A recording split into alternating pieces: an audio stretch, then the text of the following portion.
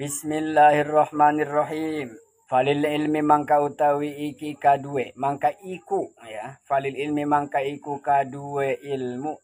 Suratun utawi surah gambaran.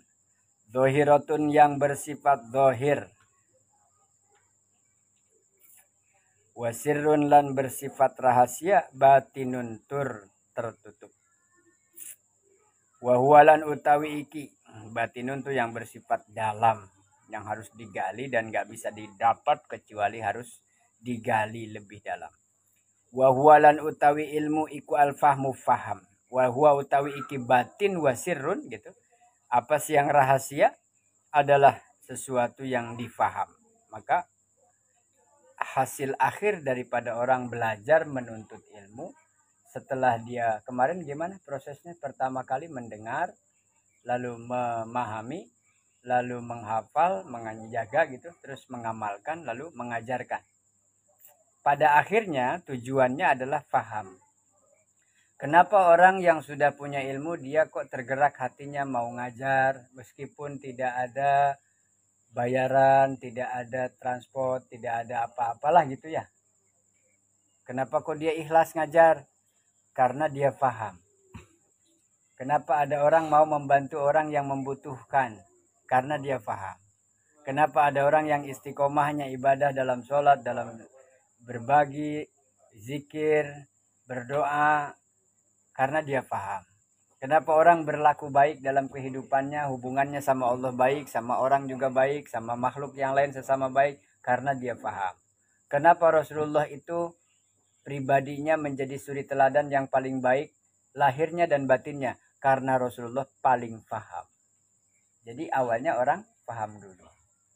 Nah, kalau kita kemarin bahasanya, kalau ada orang yang keliru dalam perilakunya, perbuatannya, akhlaknya, hubungan sosialnya, hubungan dengan Allahnya kurang baik, mungkin dia belum paham.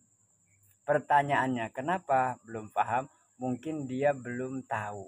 Kenapa dia belum tahu? Mungkin dia belum pernah mendengar. Ini husnuzon maksudnya, husnuzon. Tapi kalau ternyata sudah pernah mendengar, sudah belajar, sudah tahu, ternyata belum diamalkan, masih ada keliru dalam perilaku hubungan sama Allah maupun sama sesama. Ilmu itu jadi sumber awal daripada orang berbuat baik karena tahu. Kenapa saya cium tangan sama bapak dan ibu saya? Karena saya tahu tentang birrul walidain. Kenapa saya harus berbakti kepada orang tua? Karena saya tahu. Gitu, tahu.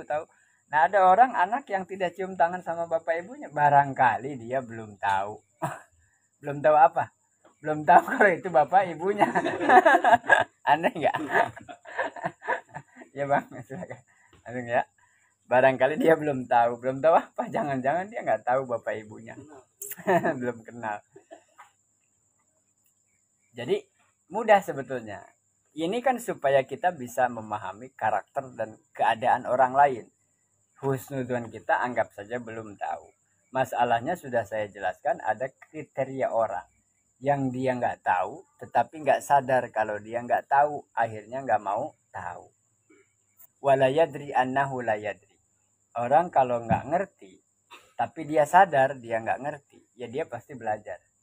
Saya nggak paham nih, saya nggak ngerti nih masalah ini, saya nggak tahu masalah ini. Dia tanya lalu diberi pengetahuan. Datangnya ilmu awalnya mendengar. Lalu dia memahami. Oh begitu pak, ternyata. Oh ternyata paham nih. Lalu dia mengamalkan. Jadi singkatnya, orang yang mengamalkan, yang mengamalkan ilmu, kebaikan, perilaku baik dalam kehidupannya, hubungan sama Allah maupun sama sesama manusia, itu dasarnya karena dia paham. Itu inti daripada ilmu adalah paham, karena itu yang rahasia sebetulnya. Kalau makanya ada peribahasa orang tua kita, sekolah yang tinggi biar pinter. Maksudnya pinter tuh biar tahu kan, biar tahu apa aja, bidang apa sekolahnya nih, dia tahu. Setelah tahu harus dipahami. Ada orang yang istilah pinter keblinger berarti tahu tapi tidak paham. Makanya ngaji itu bukan sekedar tahu tapi paham. Kenapa saya tidak tekankan untuk Pak semua lihat kitab, pegang kitab, maknain, nyatet. Udah kayaknya udah Berat nih di usia-usia segini nih. Bapak-bapak nih. Kalau gitu yang penting paham ya Pak. Ah gitu kan? Paham Pak Aca yang saya sampaikan? Paham. Ya sudah, amalkan. Ya sudah kan? Itu Pak intinya kan? Nah, sekarang ada yang nulis anak-anak. Beda kalau anak-anak memang harus ditulis. Dikasih tugas. Dia paham nggak apa-apa. Yang penting dia kerjakan dulu tahap pertama. Dia tahu. Lupa Pak saya. Lihat tulisannya. Baca. Tuh dibaca sama dia. Nah, najis adalah gini dah. Belum tentu paham. Karena anak-anak masih nggak betul ceboknya. Masih belum betul wudhunya. Padahal dia sudah tahu. Fardunya wudhu ada 6. Sunnahnya ini. Bang fardu ini. Sholat udah tahu belum bahwa itu kewajiban? Udah tahu. Tapi kadang harus disuruh. Kenapa? Belum paham. Tapi sudah tahu kalau sholat 5 waktu wajib. Sudah tahu kalau sholat harus baca bacaan dalam sholat. Rukunya yang benar, sujudnya yang benar. Tapi kok masih pada bercanda? Belum paham. Kenapa? Anak-anak. Nah kalau ada bapak-bapak masih belum paham juga. Kasih paham Bang Udin. Ya biar menyala kan. Biar menyala abangku. Kasih paham. Kasih tahu. Sudah, ngaji sudah, dengerin sudah. Nah gitu. Jadi itu singkatnya begitu. Wallahu ta'ala nabbaha ala syarfil fahmi. Wallahu lan utawi Gusti Allah Ta'ala maha luhur Allah iku nabbaha mengingatkan sapa Allah ala syarfil fahmi ing atas mulia-muliane peringkat derajat pemahaman yang paling mulia biqaulihi dengan firman-Nya Allah di dalam Al-Qur'an. Fa fahamnaha Sulaimana. Allah memberikan statement di dalam Quran, fafahamnaha Sulaimana. Allah memberikan ilmu kepada Nabi Sulaiman, pelajaran yang begitu banyak, tapi kalimatnya bukan fa'alamnaha, saya ajarkan, tapi langsung pada poinnya, fafahamnaha, saya beri dia faham. Kami berikan dia faham tentang apa-apa yang harus difahami. Dan kami datangkan kepadanya. Kepada siapa? Nabi Sulaiman. Apa yang diberikan kepada Nabi Sulaiman? Hikmah dan ilmu. Pengetahuan dan hikmah. Kalau mau gini. Jadi ini kita mendalami sebetulnya ilmu itu apa. Contoh yang sudah kita biasa tahu. Inti hakikat daripada sedekah itu apa? Apa? Kira-kira sedekah tuh kita memberi sesuatu ke orang. Ini intinya apa sih? Nilai di dalam sedekah ada apa? Satu, rasa bersyukur. Apalagi Bang? Berbagi. Apalagi baca? Apa Bang Ferry? Kalau orang sedekah tuh dia lagi ngapain sih? Lagi ngasih orang cuma-cuma. Tapi maksudnya apa? Bersyukur, berbagi. Apalagi? Membersihkan harta. Apa aja yang kita tahu pokoknya. Nah pada hakikatnya. Ini orang berbagi itu intinya apa sih? Apa dia karena senang punya rezeki terus dia punya kepedulian sehingga syukurnya dibuktikan dengan berbagi? Benar juga. Atau dia itu sedang membersihkan hartanya? Ada di Quran sedekah itu membersihkan harta? Ada. Apa di Quran ada juga tentang bahwa berbagi itu bagus? Beri makan kepada orang-orang yang membutuhkan. Tu'amil miskin. Berbagi berarti. Nah, intisari daripada ibadah yang sebenarnya itu apa sih sebetulnya? Sedekah itu apa intinya? Sholat itu apa intinya?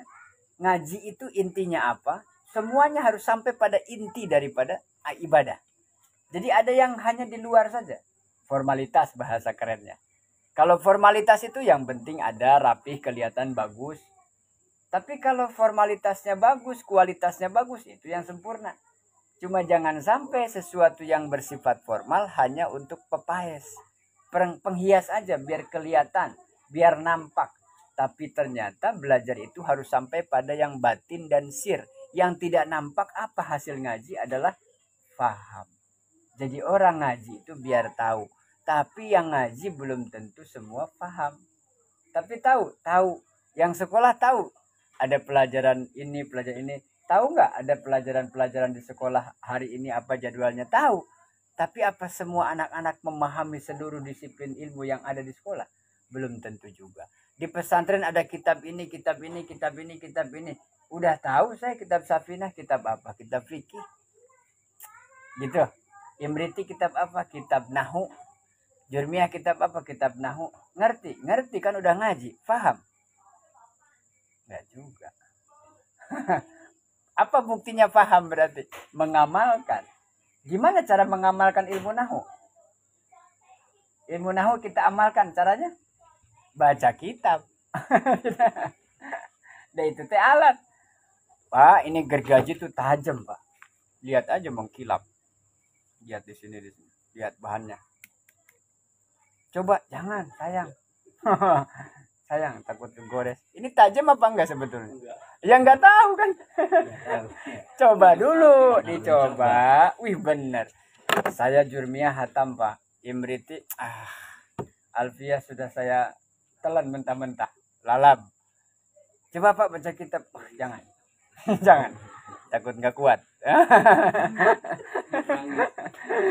Nah, kenapa nggak dicoba? Katanya sudah ada. Nah, itu maksudnya apa? Faham adalah mengamalkan. Orang paham tajwid ya, dia baca Quran dengan tajwidnya. Orang paham dengan Jurmiyah ilmu Nahudi, dia baca kitab dengan ilmunya, dengan alat. Patukangan bisa disebut patukangan bukan cuma karena punya alat, tapi dia juga bisa melakukan sesuatu yang menggunakan alat yang dia punya baru. Nah, itu diantara analogi. Allah memberikan faham kepada Nabi Sulaiman apa? Ya kita tahu kelebihannya Nabi Sulaiman apa. Dia bisa paham tentang bahasa-bahasa bukan hanya manusia, tetapi juga binatang, hewan, tumbuh-tumbuhan, semut yang kecil itu juga. Jin kalau ngomong itu Nabi Sulaiman ngerti. Kok bisa semua bahasa? Siapa yang memberi pelajaran itu? Allah. Siapa yang memberi paham? Allah. Nah, kalau Allah sudah mau ngasih, memberi paham kepada seseorang, Allah bisa kasih paham semua tentang apa yang Allah ingin berikan kepada dia. Nah, kita yang umum, yang tidak nabi, tidak ulama, tidak wali, belajar, apa sih yang kita mau pelajari? Asal mau belajar, nanti Allah kasih paham. Syaratnya, untuk bisa paham, harus mau mendengar. Syaratnya bisa mendengar, harus punya kuping. Itu dulu aja. Jadi gampang sebetulnya.